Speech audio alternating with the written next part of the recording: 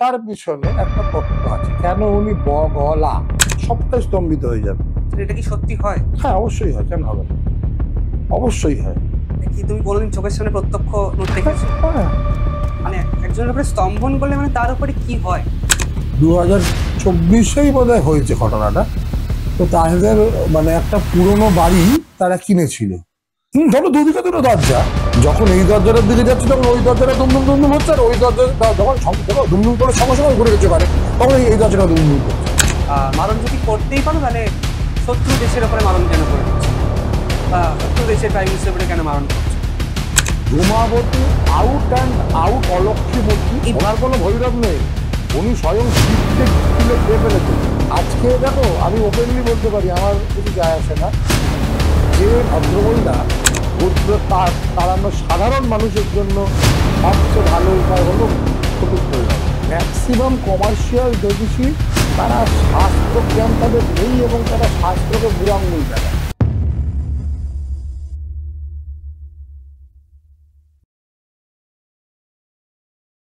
নমস্কার সবাইকে, স্বাগত লোকান্তর রেডিওর একটি পডকাস্টে। আজ আমাদের সাথে আবার কুমার শঙ্কর বাসুদা। দাদা কেমন আছো? আল্লাহ আছে, নমস্কার। অনেকদিন পরে আবার পডকাস্টটা রেকর্ড হচ্ছে, কেমন লাগছে? খুব ভালো লাগছে, তোমার সাথে কথা বলতে পেরে ভালোই লাগে, তোমার প্রশ্নগুলো ভালোই লাগছে। আচ্ছা, আমরা আগের পডকাস্টে দুর্গা নিয়ে করেছিলাম। হুম। আজকে আরেকটি বিশেষ দেবী নিয়ে গল্প করব। সেই দেবীর কিন্তু সচরাচর আমরা পুজো দেখি না। তিনি হলেন দেবী বগলামুখী। এই দেবী নিয়ে যদি তুমি একটুখানি বেসিক দাও, যে তার উৎপত্তি কি করে হলো, বা ইনি কত নম্বর মহাবিদ্যা, এটা নিয়ে একটু যদি তুমি বলো আমাকে। বগলা পুজো আমরা দেখি না, আজকের ডেটে দাঁড়িয়ে বলাটা ভুল। আজকের ডেটে বেশ বগলা পুজোর প্রচলন হয়েছে। আমাদের ছোটবেলায় আমরা সত্যি বগলা পুজো হাতে গোনা কয়েকটা দেখেছি, কিন্তু এখন বর্তমান সময়ে বগলামুখী মানে মহাবিদ্যাদের মধ্যে কালী আর তারার পরের যদি কেউ সবচেয়ে বেশি প্রচলিত এখন হয়ে থাকে, সেটা বগলামুখী দেবী। বগলামুখী দেবীর ব্যাপারটা হয়েছে, ওনাকে এই শত্রু নাশিনী বলে সকলে একদম মানে ডিরেক্ট ওনার কাছে চলে গেছে। কিন্তু তার আগে তো অনেকগুলো স্তর আছে, যেমন উনি দশ মহাবিদ্যার মধ্যে অষ্টম স্থানে, অষ্টম মহাবিদ্যা হলেন উনি। বগলাকে সিদ্ধ বিদ্যা বলা হয়, উনি সিদ্ধিদায়িনী। সেটারও মানে একটা ব্যাপার আছে, ওনার নামের মধ্যেই ওই সিদ্ধিদার ব্যাপারটা আছে।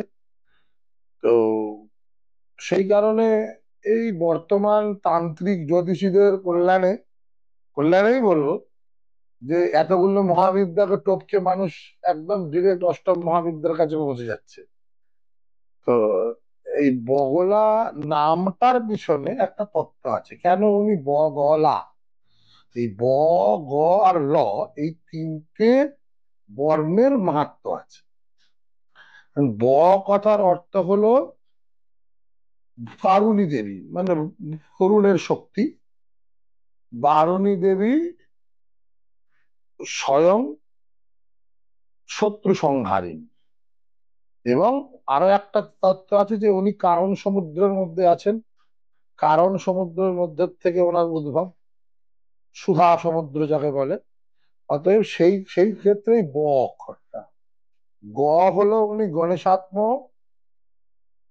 সিদ্ধি শক্তি, সিদ্ধিদায়িনী, সেই কারণে গ।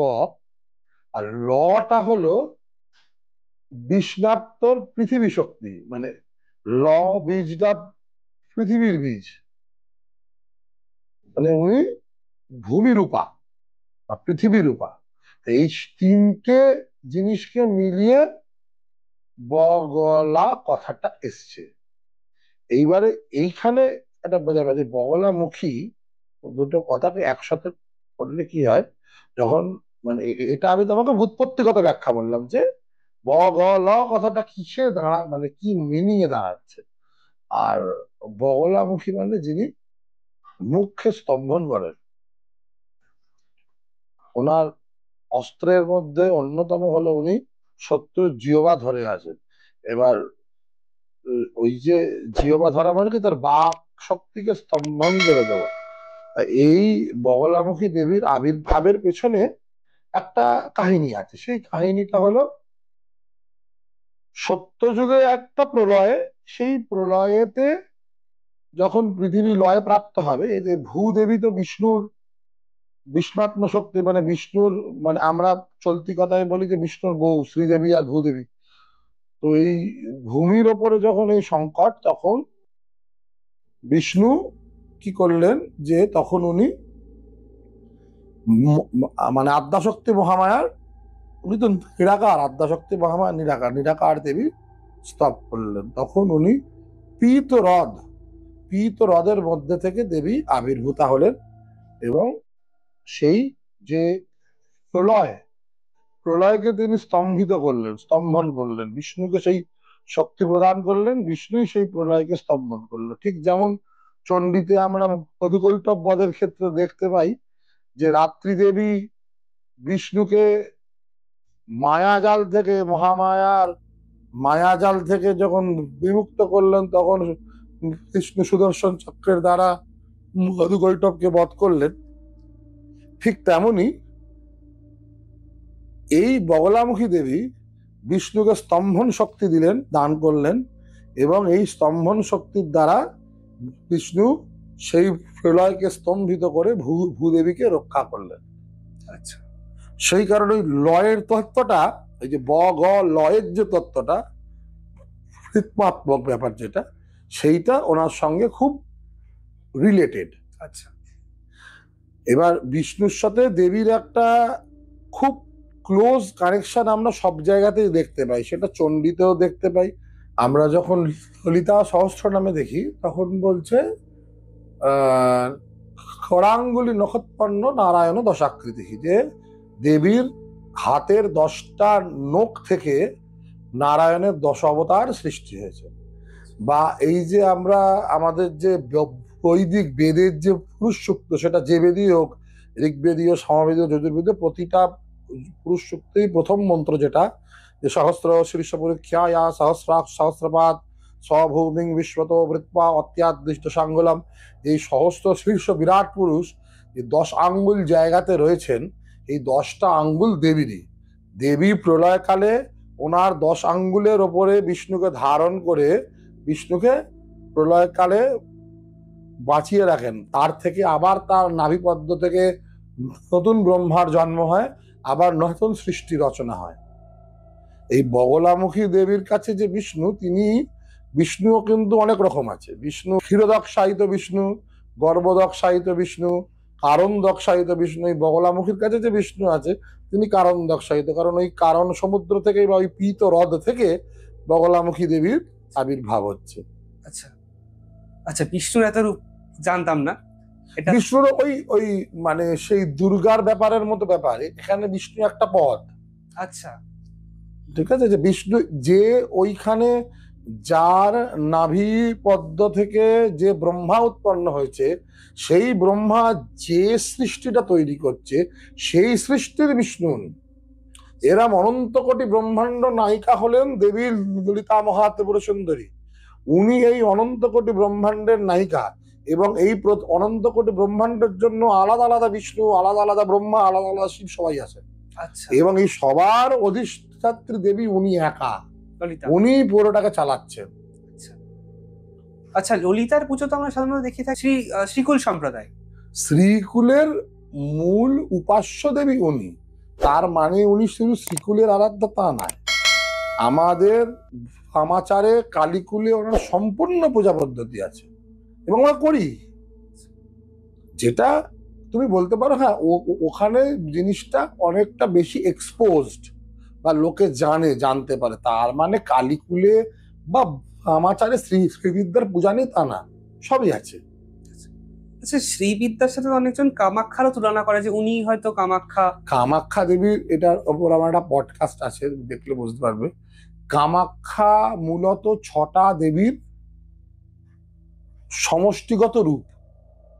এবার সেখানে কামাখ্যা স্বয়ং কালীয়, কামাখ্যা স্বয়ং কামেশ্বরীয়, কামেশ্বরী ত্রিপুরা সুন্দরী।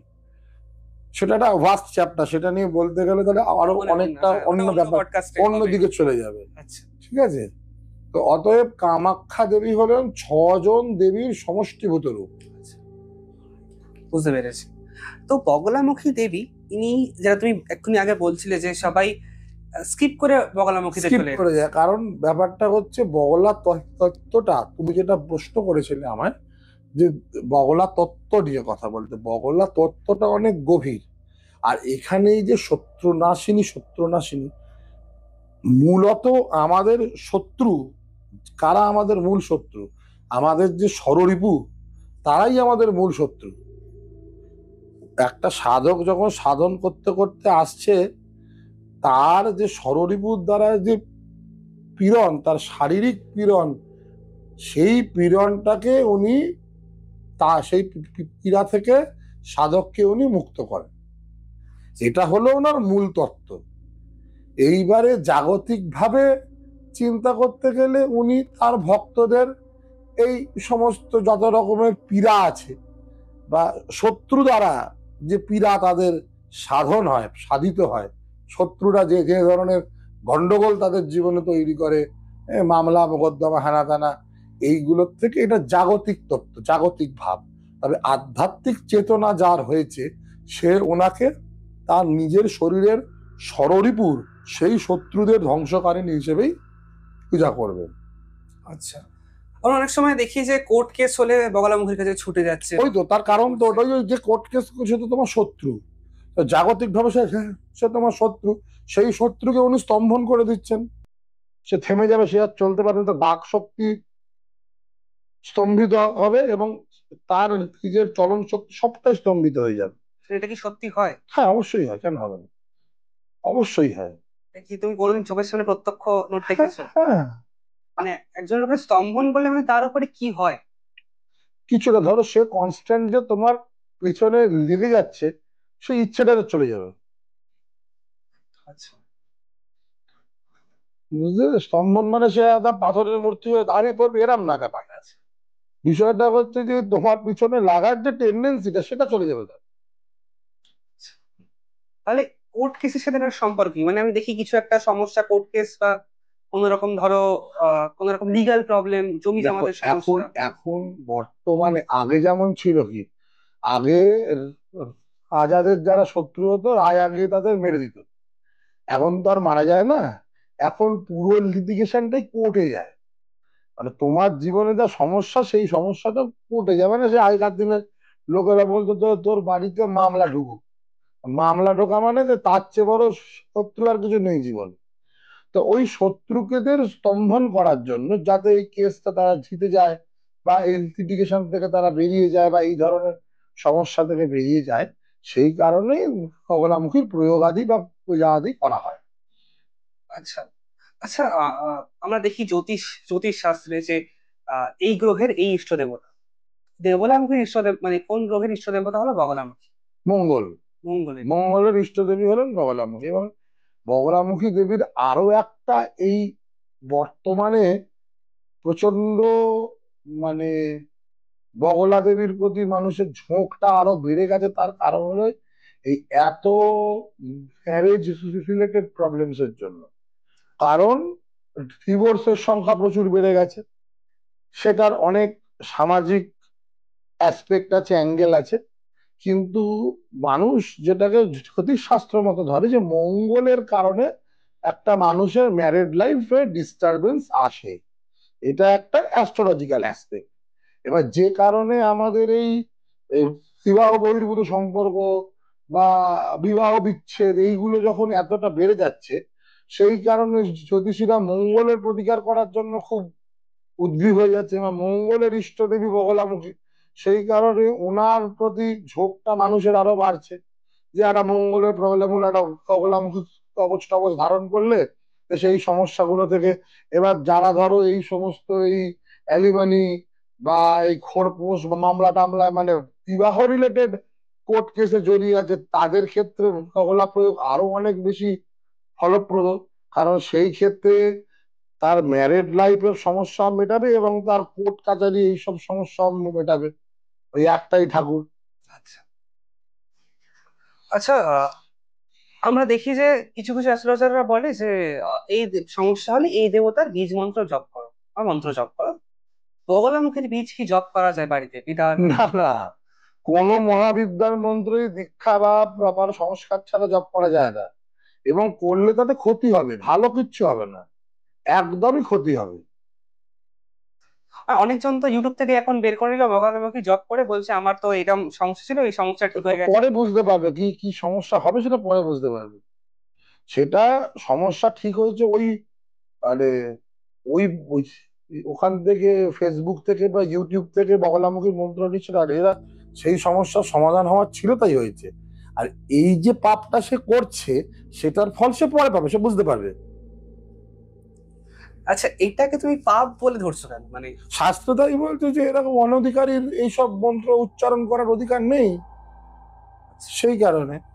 আজকে দেখো, আমি ওপেনলি বলতে পারি, আমার কিছু যায় আসে না, যে ভদ্রমহিলা বা যে শিল্পী গায়ত্রী মন্ত্র প্রথম রেকর্ডিং করে বাজারে ছাড়ে, তার জীবনটা সম্বন্ধে একটু খবর নিয়ে দেখো তো, তার জীবনটা কতটা ভালো বা কতটা খারাপ। তার স্বামী পুত্র দুজনেই মারা হয়ে গেছে। অতএব অনাচারের ফল পাবেই মানুষ। আচ্ছা, আচ্ছা, এইটা কি শুধু মহাবিদ্যার মন্ত্রের যে প্রযোজ্য, নাকি সব দেবতার? না, সব দেবতার মন্ত্রের ক্ষেত্রে প্রযোজ্য। প্রতিটা মন্ত্রের জন্যই বিশেষ সংস্কার বা বিশেষ দীক্ষা, তার একটা জায়গা আছে। এবার ব্যাপার হলো, এইগুলো কিছু সমষ্টিগতভাবে আসে। যেমন তুমি ব্রাহ্মণের ছেলে, তোমার পৈতে হয়েছে, তোমার সাবিত্রী দীক্ষা হয়েছে পৈতের সময়। সাবিত্রী দীক্ষার সাথে সাথে যত বেদের মন্ত্র, যত পুরাণের মন্ত্র, এই সমস্ত মন্ত্রের তোমার অধিকার তখন হয়ে গেছে। এবার তোমাকে ধরো, তুমি একটা জ্যোতিষীর কাছে গেলে, সে তোমাকে অষ্টাক্ষরী নারায়ণ মন্ত্র জপ করতে বললো, তাতে তোমার কোনো দোষ নাই, কারণ তোমার তাতে অধিকার আছে, তুমি সেই মন্ত্র জপ করো। কিন্তু একজন অব্রাহ্মণকে কেউ যদি অষ্টাক্ষরী নারায়ণ জপ করতে বলে, সেটা তার অধিকারের বাইরে, সেটা সে করতে পারবে না। সে সপ্তাক্ষরী নারায়ণ করতে পারে। আচ্ছা, ওম লাগানো যাবে না। আচ্ছা, তুমি যে কথা বললে শেষে একটা প্রসঙ্গ না বলাই নয়, যে অনেক জ্যোতিষী আমরা দেখি যে গ্রহের বীজ মন্ত্র দেয়। একটু বগলামুখী থেকে একটু আলাদা যাচ্ছি আমরা ট্যানজেন্টটা, কিন্তু এটা জানা একটু ইম্পর্টেন্ট, তুমি যদি একটু বলো।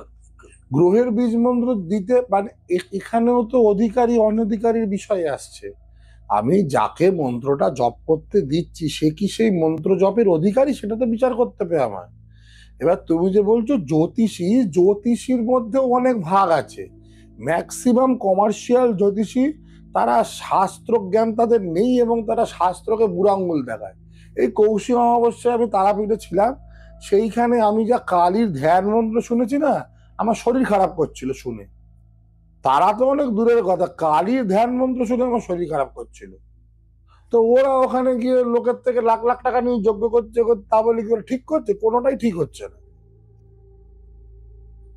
কোনোটাই ঠিক হচ্ছে না। দক্ষিণ দিকে মুখ করে, মানে যেখানে যজ্ঞটা করছে সেইখান থেকে দক্ষিণে তারামায়ের মন্দির। তো সে কি করে দিচ্ছে, দক্ষিণে মুখ করে যজ্ঞ করতে বসে গেছে, তারামায়ের দিকে মুখ করে। আচ্ছা, দক্ষিণ তো শুনেছি মৃত্যুর দিক। দক্ষিণে কিছু বিশেষ বারণ ক্রিয়া, দক্ষিণ মুখে হোম আছে, কিন্তু এমনি ওরা তো ওখানে সাধারণ একটা কালী বা তারার হোম করছে। তা সেটা তো তার এইটুকু শাস্ত্র জ্ঞান নেই যে সে পূর্ব মুখে বসতে হয়। তো অতএব সে কি মন্ত্র দিল, কাকে দিল অধিকার, এবং কোন মন্ত্র দিলে তার বিনিয়োগ ন্যাস আদি সবই গুরুকে সরিয়ে দিতে হয়। যদি সে বলে হ্যাঁ আমি গুরু, আমি মন্ত্র দিচ্ছি, তা মন্ত্র দিলে তার বিনিয়োগ আদি সহ মন্ত্র দীক্ষা দাও, আর সেই মন্ত্র জপ করে শিষ্যর যা প্রত্যাব্যয় হবে তার ভাগও তুমি নাও। কারণ এটা দেখা যায় যে মন্ত্র অনেকজনই দেখে বলে দেয়, কিন্তু তার বিধিবিধান খুব একটা হ্যাঁ, বলা ওই যায় তো। না। এবার বিষয় হচ্ছে, আমি কাকে কি মন্ত্র জপ করতে দিচ্ছি, সেটা তো আমাকে বুঝে দিতে হবে।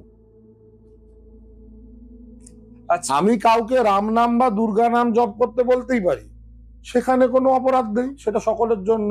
আমি পঞ্চাক্ষরী শিব, সপ্তাক্ষরী নারায়ণ, যাকে খুশি জপ করতে বলতে পারি। তার মানে বগলামুখী বা বগলা প্রশ্ন, মহাবিদ্যাদের মন্ত্রের কোনো প্রশ্নই ওঠে না, আচ্ছা, কোনো প্রশ্ন ওঠে না মহাবিদ্যাদের মন্ত্র। আচ্ছা, আচ্ছা, যারা ভালো জ্যোতিষী, শাস্ত্রজ্ঞ জ্যোতিষী, তারা নয় নিজেরা যজমানের হয়ে সেই প্রয়োগ করে দেন, বা যারা করেন না এই ধরনের কাজ, তারা বলে যে আপনি কোনো অভিজ্ঞ তান্ত্রিককে দিয়ে এই প্রয়োগটা, এই মহাবিদ্যার প্রয়োগটা করিয়ে নিন, বা এই মহাবিদ্যার কবচটা ধারণ করে নিন। আচ্ছা, তাহলে নিজে থেকে করার থেকে ভালো যে তুমি কাউকে দিয়ে এটা করিয়ে নাও, তাতে তুমিও সেফ থাকবে, তোমার হ্যাঁ, কাজও হয়ে যাবে। নিজে করলে কিছু ফল হবে না, উল্টে মানে খারাপ হবে, ভালো হবে না।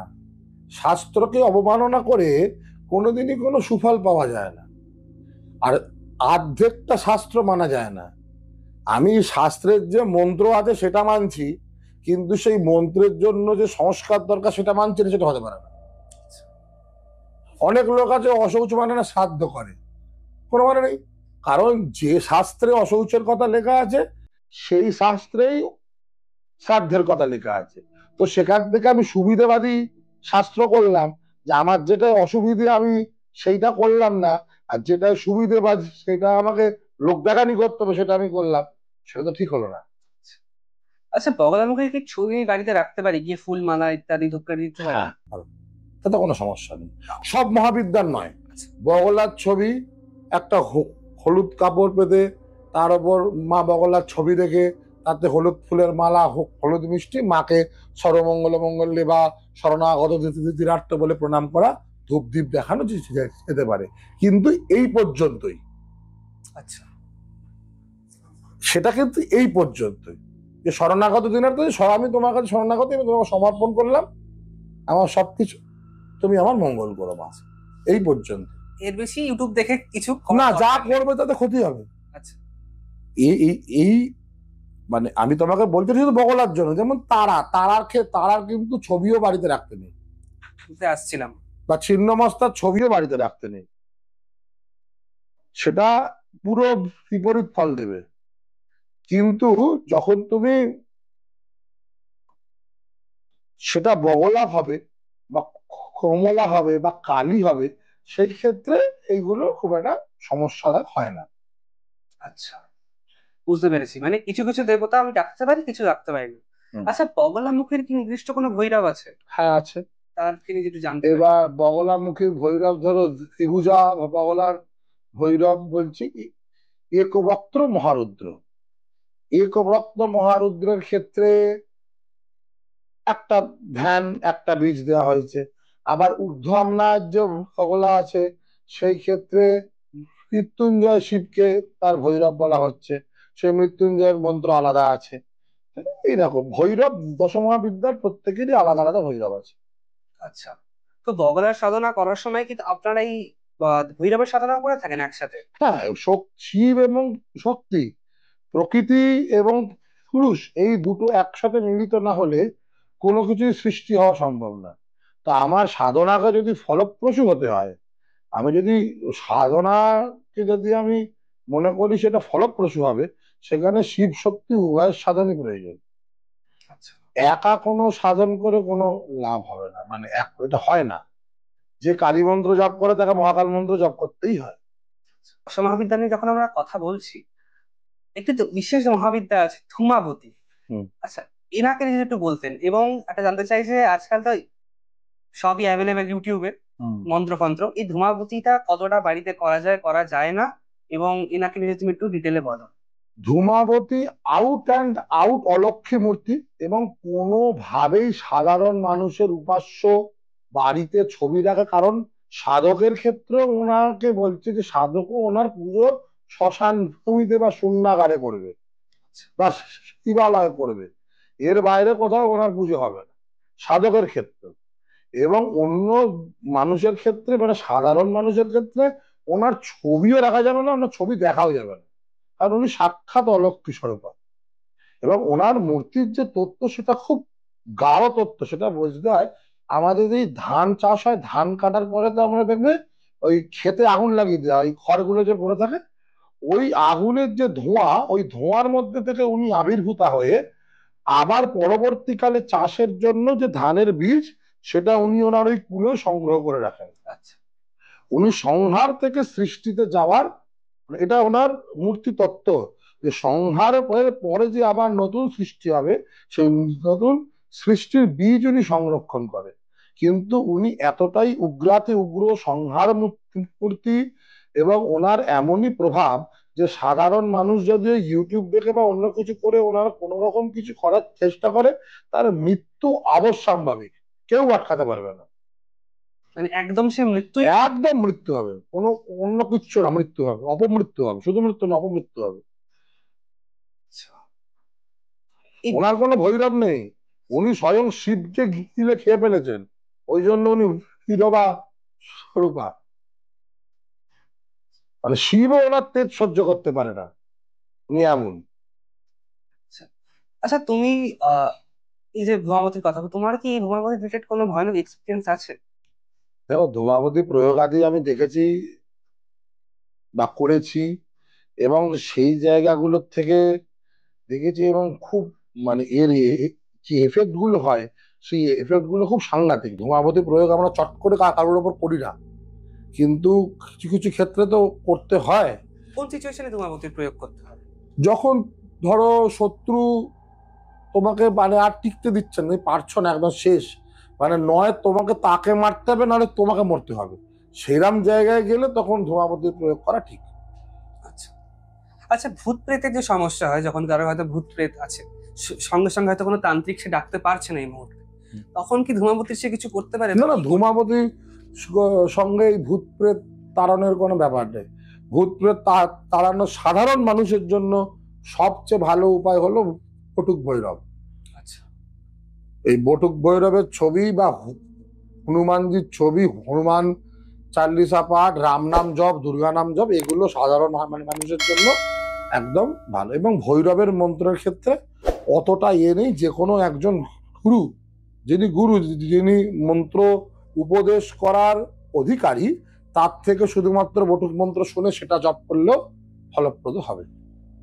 আচ্ছা, বটুকের যে বীজ, একটা বিখ্যাত বীজ, সেটা আপদুদ্ধারিক মন্ত্র, শুনেছি সেটা নাকি সবাই জপ করতে পারে, যে কোনো কেউ জপ না, সেটা দীক্ষা নিয়ে, এবং সেই দীক্ষার জন্য বিরাট কিছু করতে হয় না। বললাম যে এই মন্ত্র উপদেশ করার অধিকারী, তার থেকে শুধুমাত্র উপদেশ স্বরূপ বটুক ভৈরব মন্ত্র গ্রহণ করে জপ করা যেতে পারে, তাতে কোনো সমস্যা নেই। এবং ভৈরব মন্ত্র খুব অব্যর্থ ফলপ্রদ, ইনস্ট্যান্ট কাজ হয়। তোমার খুব একটা ঝামেলা পড়ে গেছো, কোনো গন্ডগোলে আটকে গেছো, না, ইনস্ট্যান্ট কাজ হয়ে যাবে। বটুক ভৈরবের মন্ত্র খুব শীঘ্র ফল দেন উনি।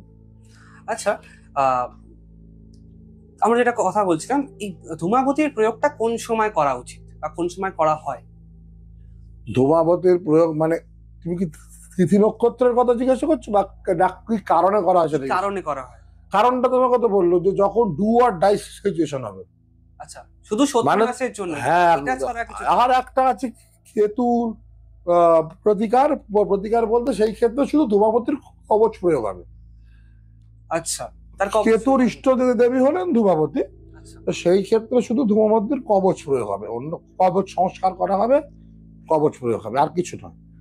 আর যেটা তুমি ধূমাবতীর মারণ ক্রিয়ার কথা বলছো, সেটা তো যখন ডু অর ডাই, মানে তুমি তাকে না মারলে সে তোমায় এনে দেবে, এই পরিস্থিতি যখন হবে, সেই পরিস্থিতিতেই ধূমাবতী প্রয়োগ করা উচিত, তার আগে পরে নয়। আচ্ছা, মারণ শুনে একটা কথা আমার মাথায় আসলো, অনেকজন যারা এই ব্যাপারে বিশ্বাস করে না, তারা একটা কথা বলে খুব হাসাহাসি করে যে মারণ যদি করতেই পারো, তাহলে শত্রু দেশের ওপরে মারণ কেন করে দিচ্ছ না, বা শত্রু দেশের প্রাইম মিনিস্টার বলে কেন মারণ করছো না? প্রথম কথা হলো, দেশের ওপরে মারণ ক্রিয়া করা যায় না, মারণ ক্রিয়া হয় ব্যক্তির ওপরে, এটা সবচেয়ে, এটা মানে প্রথম পয়েন্ট।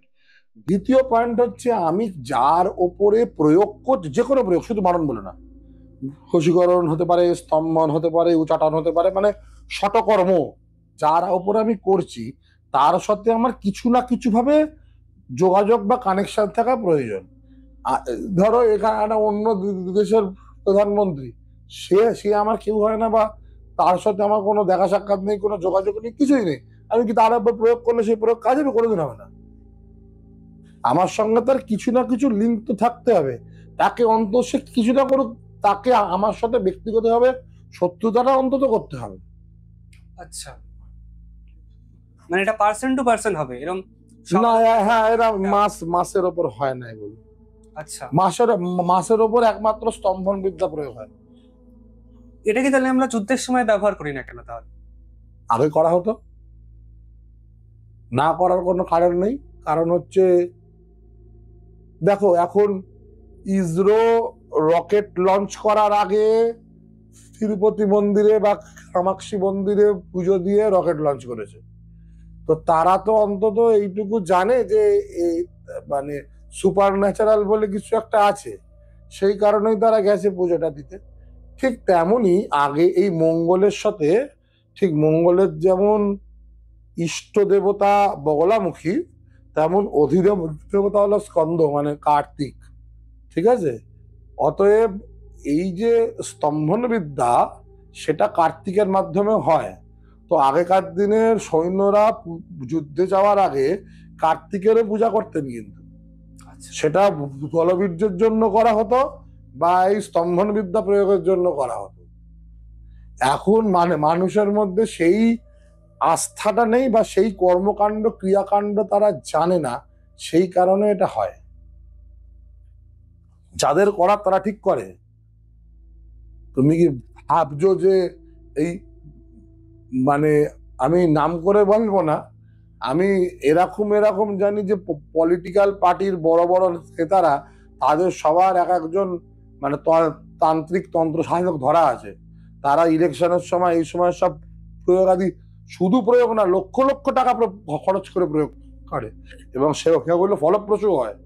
কারণ তারা খুব ভুলভাল লোককে ধরে প্রয়োগ করায় না, তারা যাদের ধরে করায় তারা প্রকৃত জ্ঞানী পণ্ডিত তান্ত্রিক। তুমি তো এত বছর ধরে এই ফিল্ডে আছো, তুমি নানা রকম লোকের সাহায্য করেছো, কিন্তু এমন কোনো ব্যাপার এসছে মানে যখন তুমি ব্যাপারটা দেখছো তখন তোমার একটা চ্যালেঞ্জ লেগেছে, মানে এটা মানে সচরাচর এরকম কিছু এরকম ঘটনা শোনা যায় না, কিংবা তোমার আগে থেকে প্রস্তুত ছিল না যে এরকম একটা হতে পারে? এরকম এরকম অনেকটাই হয়, অনেকগুলোই হয়। তার মধ্যে উল্লেখযোগ্য কাছাকাছি আমরা যেখানে বসে সেখান থেকে কাছাকাছি একটা ঘটনা ঘটেছিল। গ্রামে গঞ্জের দিকে এসব কাণ্ড বেশি হয়, কিন্তু একদম শহর কলকাতার মধ্যে একটি ঘটনা আমার সাথে ঘটেছিল। আর গত বছর 2024-এই বোধহয় হয়েছে ঘটনাটা। তো তাদের মানে একটা পুরনো বাড়ি তারা কিনেছিল, কিনে এবারে যে যে পোর্শনটা ওরা কিনেছে একতলাটা প্রায় 18-20 বছর বন্ধ হয়ে পড়েছিল এবং যারা বাড়িটা করেছিলেন তারা সব মারা গেছেন। মানে সম্পত্তি হস্তান্তরিত হয়ে তারপরে তাদের কাছে বিক্রি হয়েছে। এবার তারা যথারীতি টেনেশন করে থাকা শুরু করার পর থেকেই অদ্ভুত সব ঘটনা বাড়িতে ঘটতে থাকে। এবং যখন দেখো একটা মানুষ তার সারা জীবনের সঞ্চয় দিয়ে একটা বাড়ি কিনেছে, সে কি চট করে সেটা ছেড়ে দিতে পারে? এবার লাস্টে মানে প্রথম দিকটা তারা প্রায় সহ্য করেই ছিল যে ঠিক আছে হয়ে গেছে, আওয়াজ পর ব্যাপার না, আমাদের মনের ভুল বা এই ধরনের কিছু হচ্ছিল। ওটা কি মানে সমস্যা কি হচ্ছিল ওখানে? সমস্যা হচ্ছিল এরকম, হঠাৎ করে দেখছে মাথার কাছে কেউ দাঁড়িয়ে আছে, হঠাৎ করে দেখছে কেউ দরজার পাশ দিয়ে বেরিয়ে চলে গেল, রাত্রিবেলা মনে হচ্ছে কেউ মুখ চেপে এসে ধরেছে।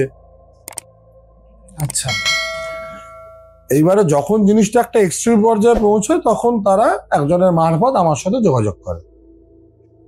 তো আমি যাই, যেতে আমি যেদিন গেছি সন্ধ্যা রাত্রি হয়ে গেছে প্রায়, আমার যেতে সেখানে 8:30-9টা বেজে গেছে। ওদের বাড়ির দুটো এন্ট্রেন্স, একটা হচ্ছে তোমার মানে মেন রাস্তা থেকে ঢোকার দরজা, আর একটা হচ্ছে পেছন দিকে একটা উঠোন মতো, সেখানে পাতকুয়া আছে বা পেছন দিকে একটা ফাঁকা বাগান আছে, জায়গা আছে, ওই দিক দিয়ে একটা দরজা। এবার আমি বাড়িটাতে ঢোকার পরে মানে চরম একটা নেগেটিভ এনার্জির একটা ফিলিং হয়ে যাবে, আর প্রচন্ড টেম্পারেচার ডিফারেন্স হয় এই ধরনের সমস্যাতে। মানে যেটা ধরো ঈশান কোণের ঘর, সেই ঘরে গিয়ে আমি বসেছিলাম, সেই ঘর থেকে যখন আমি বেরিয়ে ওর কমন প্যাসেজটা ডাইনিং এরিয়াটা যেখানে মেনলি প্রবলেমটা হচ্ছে বাথরুমের আশপাশটা, ঘরের থেকে অন্তত 4-5 ডিগ্রি টেম্পারেচার ডিফারেন্স আছে ওখানে। ঠান্ডা বেশি হয়ে যাবে, ঠান্ডা হয়ে যাবে, নেগেটিভ এনার্জি থাকলে সেই জায়গাটা ঠান্ডা হয়ে যায়। আর ওদের একটা প্রবলেম ছিল, ওদের অ্যাকচুয়ালি বাড়িটা হচ্ছে আমাদের কলকাতা শহরের একদম বর্ডারে এরিয়ায়, জায়গাটার নাম বলবো না, একদম বর্ডার, মানে তারপর থেকেই মানে কলকাতা শেষ হয়ে যাচ্ছে। তো ওই হাই টেনশন যে ওভারহেড তার, সেই তারটা ওদের বাড়ির ছাদের ওপর দিয়ে ক্রস করেছে। আচ্ছা, এগুলো কিন্তু খুব নেগেটিভ ইম্প্যাক্ট ফেলে বাড়ির ওপরে, সাইন্টিফিক্যালি খুব নেগেটিভ ইম্প্যাক্ট ফেলে। এইবারে আমি সেখানে ঢুকেছি, ঢুকে বিশ্বাস করবেন, আমি একটা দরজার দিকে, মানে ওদের যেটা উঠোনে বেরোনোর দরজা, সেই দরজাটার সামনে গেছি, এই দিকে দরজাটা দুমদুম দুমদুম করে বাজাচ্ছে, সঙ্গে সঙ্গে ঘুরে যখন এই দরজার দিকে এসছে, ওই দরজাটা দুমদুম করে বাজাচ্ছে। সত্যি সত্যি সেদিন ভয় পেয়েছিলাম, মানে ভয় পেয়েছিলাম, ভয় পাওয়া যাকে বলে, মানে আমার শির দ্বারা ঠান্ডা হয়ে গেছিল। ঠিক আছে, না এদেরকে তো আমাকে যেভাবে হোক, একটা লোক সারা জীবনে সঞ্চয় দিয়ে বাড়িটা করেছে, এদেরকে আমাকে এখানে বাসযোগ্য করে দিতে হবে। তুমি ঘরের রুমের ভিতরে বসে আছো, তখনই ইনসিডেন্টটা হয়েছে? ধরো দুদিকে দুটো দরজা, আমি যখন ওই দরজাটার কাছে যাচ্ছি, আমার কাছে এমন কিছু জিনিস আছে যে তারা আমাকে ডিরেক্ট কিছু করতে পারবে না। তো যখন এই দরজাটার দিকে যাচ্ছি, তখন ওই দরজাটা দুমদুম দুমদুম হচ্ছে, আর ওই দরজা যখন দুমদুম করে সঙ্গে সঙ্গে ঘুরে গেছে ওখানে, তখন এই দরজাটা দুমদুম করছে। আচ্ছা, এটা একদম প্রত্যক্ষ। তো তখন তুমি এটাতে কি করে মানে ম্যানেজ করলে ব্যাপারটাকে? সেটা আমাদের যে ক্রিয়া আছে সেগুলো দিয়ে করা হয়েছে। তো সেগুলো তো অনেক ডিটেল নেবে, যেমন বাস্তুজাগ, এই ক্ষেত্রে বাস্তুজাগ হচ্ছে মূল। বাস্তুজাগ করার পরে কিছু তান্ত্রিক ক্রিয়া টিয়া আছে, সেগুলো করে শ্যামা সস্তান করা হয়েছে, বটুক ভৈরবের দীপদান দণ্ডদান করা হয়েছে, এইসব করে আরো কিছু ক্রিয়া টিয়া আছে, সেগুলো করে তারপর তাদের বাড়িটাকে বেঁধে দেওয়া হয়েছে, যে সেখানে আর কোনো রকম এই ধরনের উপদ্রব হবে না। আচ্ছা, মানে এই তাহলে এখন লাস্টে বুঝলে কি, মানে এই যে আত্মাটা ছিল, এটা কি মানে এই আত্মাটা এখানে আসলো কি করে? এখানে দুটো ফ্যাক্টর ছিল। একটা হচ্ছে ওই বাড়িটা যাদের ছিল সেখানে তাদের মধ্যে একজন ছিল ওখানে, আর একজন অন্য কেউ। দেখো ব্যাপারটা যে কি বলতো, ওই থাকার জায়গা দরকার একটা। কলকাতা শহরে ভূত থাকতে পারবে বা আত্মা থাকতে পারবে এরকম জায়গার সংখ্যা খুব কম। একটা এক্সটার্নাল পাওয়ার ওখানে ছিল, আর একজন যিনি ছিলেন তিনি ওই বাড়িরই, এবং তার যে আত্মীয় স্বজন যাদের থেকে ওই বাড়ি তারা কিনেছে, তাদের সাথে আমি যোগাযোগ করি, তাদের থেকে জানি। মানে যে ভদ্রমহিলা ওখানে থাকতেন, উনি মারা যাওয়ার 3 মাসের মধ্যে ওনার স্বামী মারা যায়, এবং ওনার যে মৃত্যু দিন টিন বা টাইম ওনার আত্মীয় স্বজনদের থেকে আমি কালেক্ট করি, সেখানে দেখি উনি পুষ্কর দোষ পেয়েছিলেন মারা যাওয়ার সময়। পুষ্কর দোষ মানে ত্রিপাদের ওপর চতুষ্পাদ দোষ যাকে বলে। এটাতে এক্সপ্লেন করবে এটা কি হয়? আমাদের মৃত্যুকালীন বার, তিথি, নক্ষত্র এইসবের ওপর ডিপেন্ড করে যে আমরা কপাদ দোষ পাচ্ছি। যদি একটা মানে বার দোষ হয়, শুধু শুধু এক পাদ দোষ হলো, যে বার দোষ তিথি দোষ দুটোই ত্রিপাদ হলো, এরকম করে 4টে ফ্যাক্টরি যদি তোমার ফুলফিল করে, তখন চতুষ্পাদ দোষ হয়ে যায়, পুষ্কর দোষ যাকে বলে। তার জন্য পুষ্কর শান্তি প্রয়োগ করতে হয়, 1,00,000 টাকার খরচ সেটা করতে। এইবারে সেটা বোধহয় ওরা জানতো না বা করেনি। উনি মারা যাওয়ার 3 মাসের মধ্যে ওনার হাজবেন্ড মারা যান, তবে থেকেই ওই বাড়িটা ওইরকম লক অ্যান্ড কি হয়ে যায়। আচ্ছা, মানে এই দোষের জন্য তার আত্মাটা থেকে গেছিল বাড়ির মধ্যে? দোষ পেলে কি হয়, তাদের সেই আত্মা টাত্মার মুক্তি হয় না খুব একটা, কারণ যে কারণে সপিণ্ডীকরণের আগে ওই দোষ খণ্ডন করতে হয়। আচ্ছা, এবং তার ছেলেরা ওই বাড়িতে বাস করতে পারেনি, তারা ওই বাড়ি ছেড়ে দেয়, পরবর্তীকালে অন্য লোককে বিক্রি করা হয় বাড়িটা, এবং অনেক কম দামে। এটা অনেক সময় শুনতে পাই যে মানে কম দামে বাড়ি কিনেছে, পরে গিয়ে দেখেছে যে হ্যাঁ, কিছু একটা গন্ডগোল। এই সেম কেস। আচ্ছা, তুমি যে এত বছর ধরে সাধনা করছো, তোমার সাধনার উপলব্ধি কি? দেখো, সাধনা কলিযুগে কি সাধনা করতে পেরেছি জানি না, তবে হ্যাঁ নিজের মধ্যে কিছু পজিটিভ চেঞ্জেস অবশ্যই দেখেছি। সেটা হচ্ছে, প্রথম কথা, নিজের ওপর সংযম তৈরি হবে, এটা ফার্স্ট ফরমোস্ট জিনিস।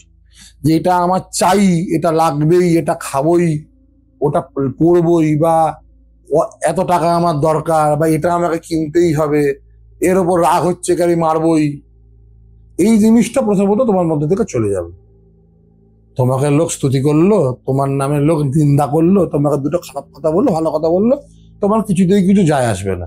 এটা হলো প্রথম উপলব্ধি, সেটা আমার হয়েছে এক। আর দ্বিতীয় জিনিস হচ্ছে, ভগবতীর কৃপায় অনেক কিছু এরকম জিনিস দেখেছি যে যেগুলো প্র্যাকটিক্যালি হয়তো তুমি লজিক্যালি বা প্র্যাকটিক্যালি এর কোনো এক্সপ্লেনেশন নেই, সেগুলো আমার সাথে আমার জীবনে ঘটেছে। আচ্ছা, সেগুলো মায়ের কৃপা, অহেতুক কৃপা। না হলে আমি এমন কিছু নই যে উনি আমাকে কৃপা করবেন। আমি ওনার এই সৃষ্টির মধ্যে মানে একটা তুলকণার মতো কিছু নই। অতএব উনি যে কৃপা করে আমাকে সেগুলো দিয়েছেন, উপলব্ধি করিয়েছেন, পাইয়েছেন, সেটাই আমার কাছে অনেক বড়। কারণ এই মুহূর্তে আমরা যে বর্তমান পরিস্থিতিতে বর্তমান সময়ে বাস করছি, এই সময় সেই চোখ বন্ধ করে ধ্যান করে সাধনা করা, এইটার পসিবিলিটিস খুব কম। অনেকজন ইউটিউবে দেখি মেডিটেশন করা শেখাচ্ছে, যে কোনো একটা জায়গায় যে কোনো একটা পশ্চারে চোখ বন্ধ করে বসে আছে, এটা কি ধ্যান নয়? সে যে এইটা শেখাচ্ছে, তার ব্যাক অফ দ্য মাইন্ড চলছে যে ক্যামেরাটা আমাকে দেখছে, এটা কি করে ধ্যান হচ্ছে? কলিযুগের সাধনা কি বলতো? নিত্যকর্মকে রক্ষা করা। যে আমি নিত্য বৈদিক সন্ধ্যা করব, তান্ত্রিক সন্ধ্যা করব, নিত্য ইষ্ট পূজা করব, বা আর আমাদের শাস্ত্রে যে পঞ্চযজ্ঞের কথা বলা হয়েছে, যে পঞ্চযজ্ঞ না করলে একটা মানুষ পতিত। মানে কি কি জানো সেটা? দেবতার সেবা, পিতা মাতার সেবা, অতিথির সেবা, পশু পাখির সেবা, আর শাস্ত্র অধ্যয়ন। এই 5টা কাজ আমাদের নিত্য করণীয়। এই পঞ্চযজ্ঞ না করলে একটা মানুষ পতিত হয়। এই তুমি তোমার নিত্যক্রিয়া, সন্ধ্যা আহ্নিক সমস্ত কিছু করার পরে এই পঞ্চযজ্ঞ করতে পারছো কিনা, এই পঞ্চযজ্ঞ তুমি যদি নির্বিচ্ছিন্ন ভাবে করতে পারো, তাহলেই তুমি বুঝবে যে তোমার সাধনা ফলপ্রসূ হচ্ছে। কলিযুগের সাধন এটাই। আশা করছি সবার এই পডকাস্টটা খুব ভালো লেগেছে। কুমার শঙ্কর দাকে আমরা নিয়ে আসবো আবার একটি পরবর্তী পডকাস্টে। কুমার দা, পরবর্তী পডকাস্টে যদি আপনার লাইফ থেকে আরো কিছু ঘটনা আমরা শুনতে চাইবো। আজকের পডকাস্ট এইটুকুই থাকুক। ধন্যবাদ আজ আমাদের সাথে বসার জন্য।